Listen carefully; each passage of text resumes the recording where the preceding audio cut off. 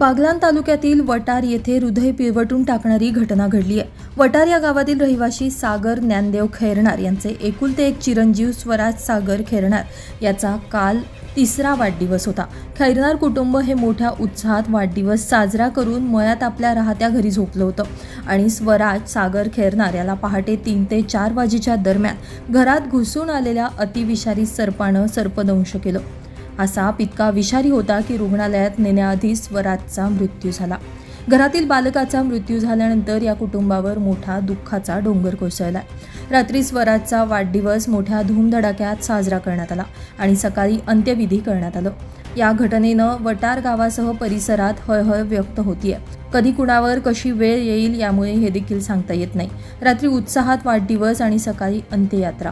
पहाटे विषारी सापाने चावल्याचं लक्षात येताच खैरनार कुटुंबानं स्वराजला सटाणा येथे ग्रामीण रुग्णालयात दाखल केलं।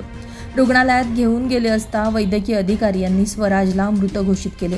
लागलीच खैरनार कुटुंबानं सर्पमित्र देवा पवार यांना घटनास्थळी पाचारण केले। यावेळी देवा पवार यांनी पलंगाखाली लपलेल्या पहाडी कोब्रा जातीच्या सापाला पकडून नैसर्गिक अधिवासात नेऊन सोडलंय।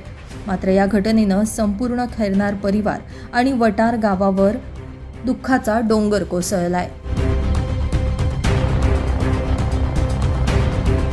ब्युरो रिपोर्ट, नाशिक माझा न्यूज, बागलाण।